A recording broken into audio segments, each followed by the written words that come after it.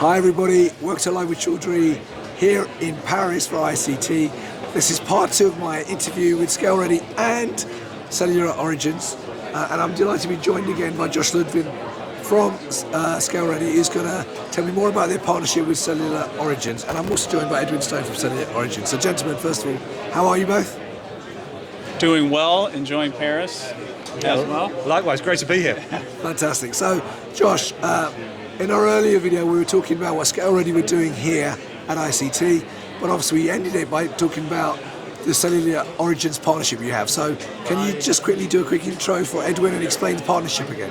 Again, why we wanted to partner with Cellular Origins. We're trying to simplify, standardize, and automate, and the future is automating so we can reach tens of thousands of patients, and that's what I'm excited to let Edwin Stone, CEO of Cellular Origins, talk about and their unveiling of their system behind me. Fantastic. Well look, Edwin, if you'd take the mic, and thank you, Josh. So Edwin, let me ask you first though, for people not familiar with Cellular Origins, could you just give me a quick overview of the business? Yeah, absolutely. So Cellular Origins, we're about scalable, cost-efficient manufacture. We are reducing the space required, we're reducing the labour required, and we're increasing the cost efficiency of manufacturing of these therapies.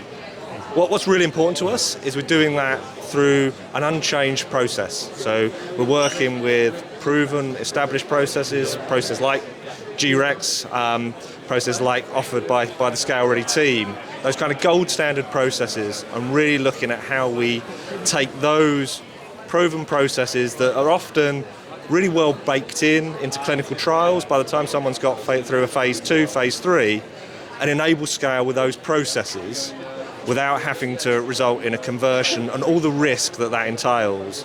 And so you can move from tens and hundreds of patients a year to thousands and tens of thousands of patients a year with that same process that you proved out as a manual process in your clinical trial. The system behind me operates by taking things from the input station. So there we've got cartridges, which can be your cell input, it can be your media, it can be your cytokine. We've got the G-Rex bioreactor in there. It takes those across to a transfer station. That's really where the magic happens. That's the part of the system where we undertake tube routing. So having moved the consumables there, we take the tubes, bring them down into the central region, and we have automated sterile tube welding, an approach to aseptic connection that is well proven, well accepted, well understood, but that for the first time has been fully automated by a robot. Once we've done that, we've then got a peristaltic pump. It's a novel peristaltic pump. It's built for automation, but it's built on the same principles that everyone knows and loves with peristaltic pump transfer, so being very gentle to cells and very precise in the fluid movement. And that's where we can transfer the fluids from the cartridges into the bioreactors before we heat seal and disconnect and place them in an incubator for the cell expansion. We can then leave them there for the full duration, untouched if we want. We can take them out and take a sample during that process if we so choose to do. And then at the end of the process, at the end of the expansion process, we'll take them back to the transfer station. We'll again connect to them using our sterile connection technology, transfer the fluid out, transfer the cells out into the final product cartridge, move that across to the output, and that's the only time a human is now required again in the process, is they can take that final cell product and move that along for ultimate administration into the patient.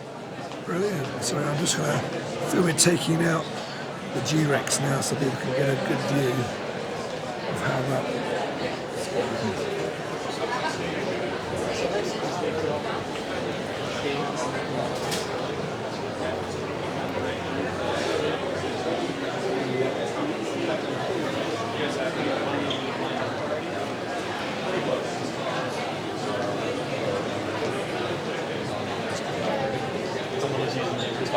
So that's brilliant.